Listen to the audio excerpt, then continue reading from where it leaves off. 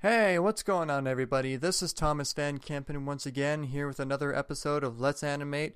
It's been a while since I've released one, but when I left off, I was doing an animation on a guy dancing as he's walking down the street. I finished that now. That is integrated into my demo reel, and now I'm doing something different. You can probably tell what it is just based on the wireframes I have going there. I'm putting in the keyframes as we speak. Um, what is essentially going on is I'm going to have a bar fight scene where a woman is taking on two thugs at once, and she's alternating her punches and dodges and stuff between them. And I wanted to do something like this because, while I have done fight scenes in the past, I've only ever done one-on-one fight scenes. The way I wanted to challenge myself here is I wanted a fight scene in which multiple characters switch interaction with each other. So like the attention between one character is interchanged between two other characters rather than just focusing on one other character the whole time. So yeah, that's essentially what I'm doing here. I've already put in all the keyframes off camera. Putting in all the in-betweens now. I'm going at an admittedly slower pace than I would like for this one, but I'm still making headway regardless. I've just been caught up with a bunch of work recently and stuff like that, and chances are I'll be working later tonight.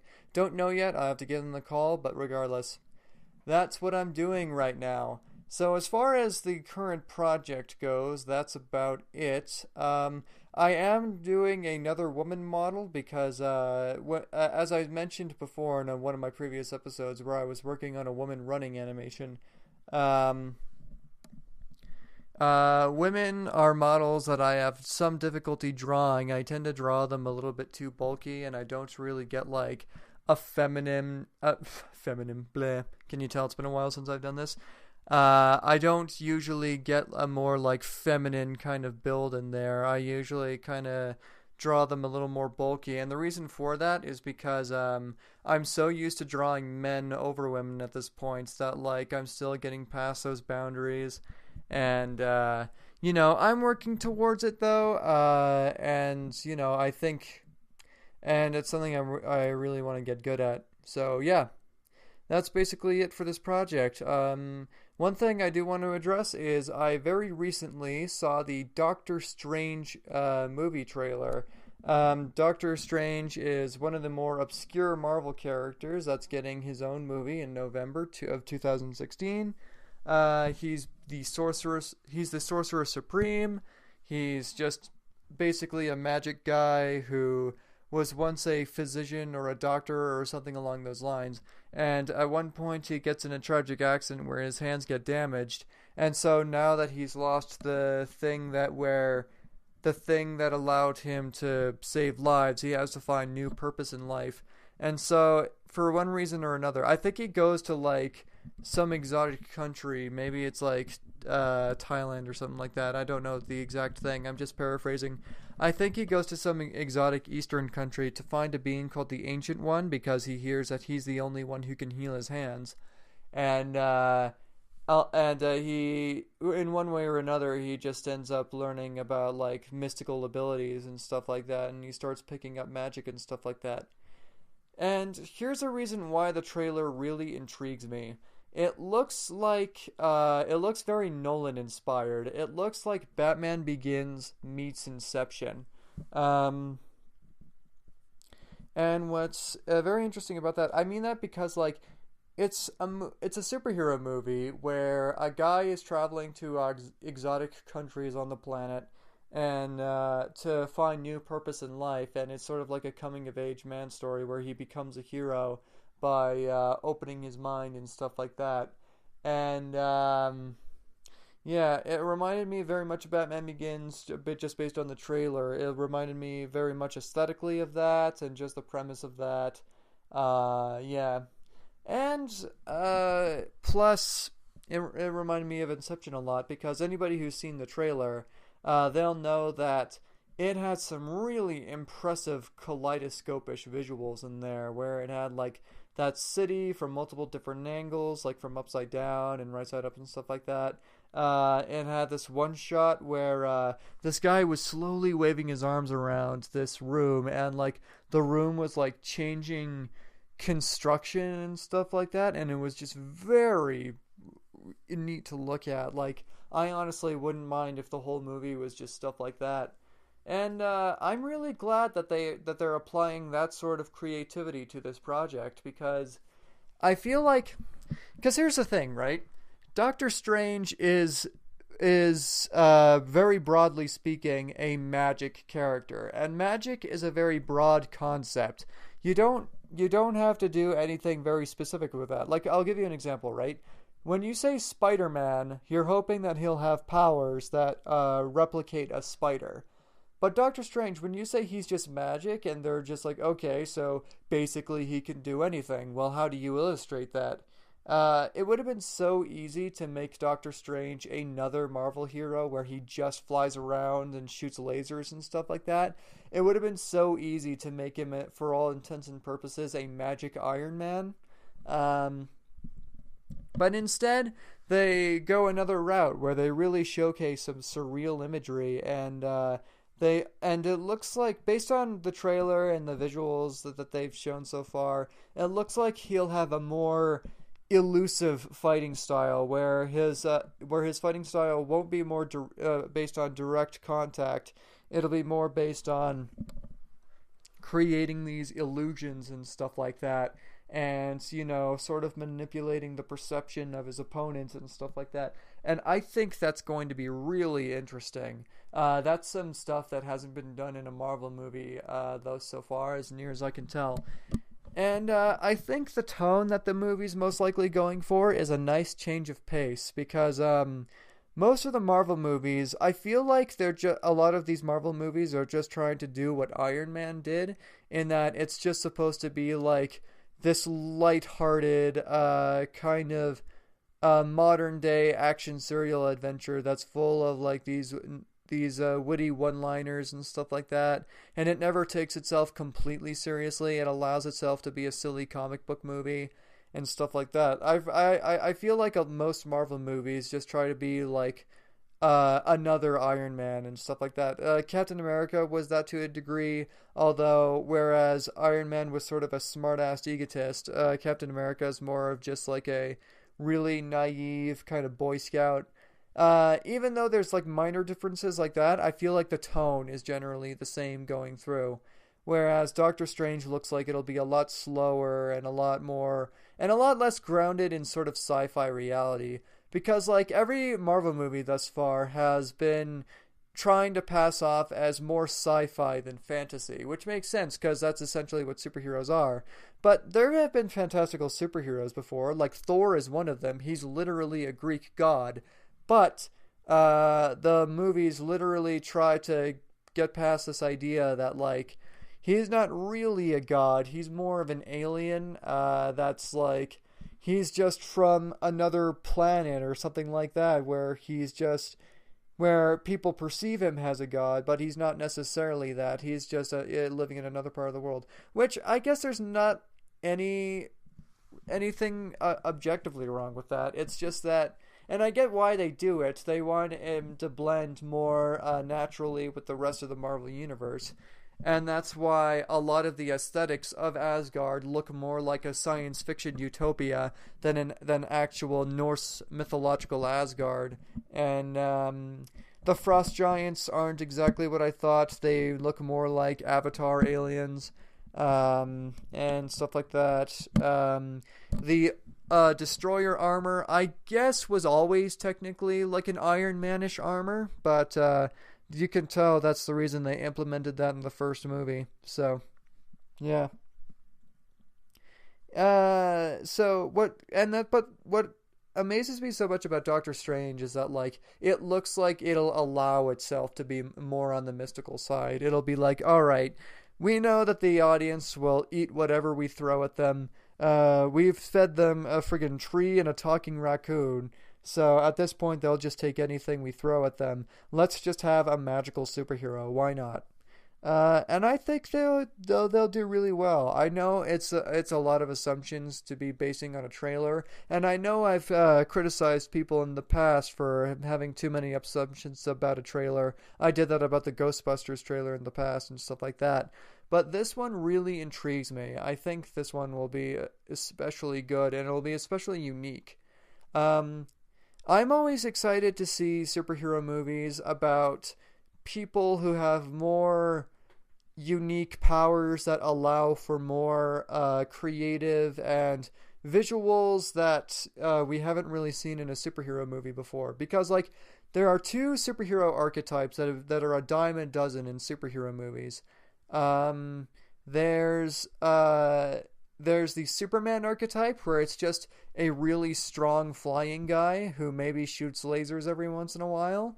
There's that kind of archetype, and then there's the Batman archetype where it's just a really good martial artist taking on several thugs at once. Those two are the most common. You see that kind of stuff in Thor. You see that kind of stuff in. I technically count Iron Man as the Superman archetype because he's just a flying strong guy who's hard to kill. So that's I essentially put him in the same category. Um, and then you have very Batman-esque characters like Captain America and Hawkeye and stuff like that, and Black Panther. The basically just there's the martial artist and then there's the really powerful demigod. I feel like those are the two most common things. Um, the ones that interest me most are the ones that sort of deviate from that. The ones that sort of have their own unique visuals tied into their powers. And stuff like that. Which is why I really wanted to see Ant-Man. I haven't seen Ant-Man yet, but Ant-Man really interested me when I first saw trailers for it because it looked like a movie that had its own sort of thing. You know what I mean? It looked like Ant-Man had these sort of fight scene setups and stuff like that you wouldn't get anywhere else. And I think Ant-Man is arguably the most unique character that's coming up in the what do you call it upcoming Civil War movie with Captain America. I think out of everyone there, he'll have the most unique visuals by far because it'll still implement some of the Ant-Man visuals of him shrinking down and growing back up and stuff like that, and I'm really excited for that. And when Avengers Infinity War comes out, I believe it's being split into a two-parter, which usually I'm against that sort of thing, especially when Twilight did it because they had literally nothing to develop that warranted two movies.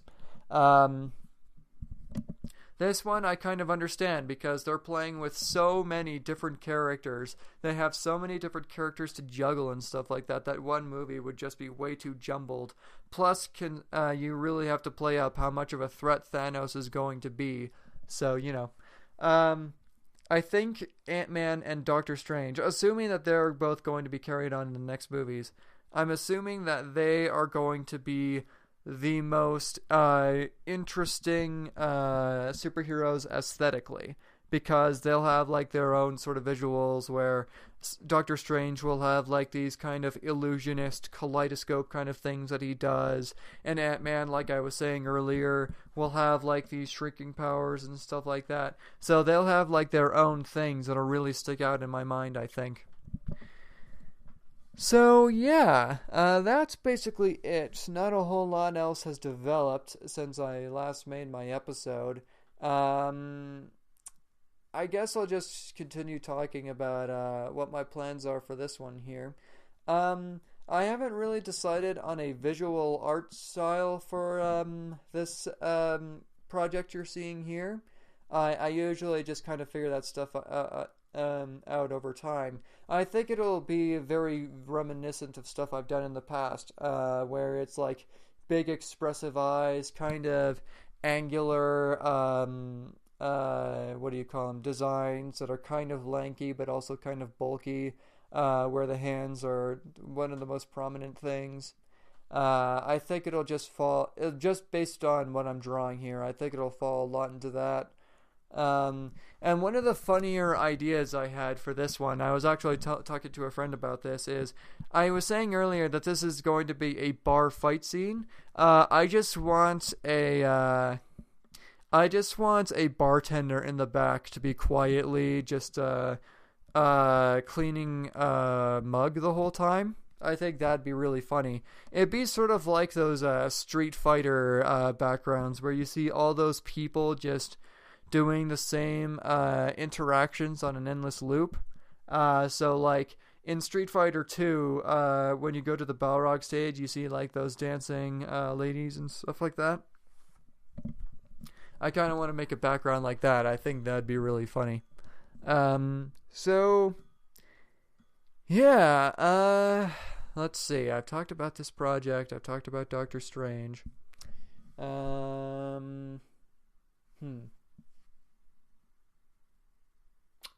I can go on a quick tangent real quick, I'll probably save this conversation for another time, but yeah, since I guess this is kind of relevant because Batman v Superman recently came out.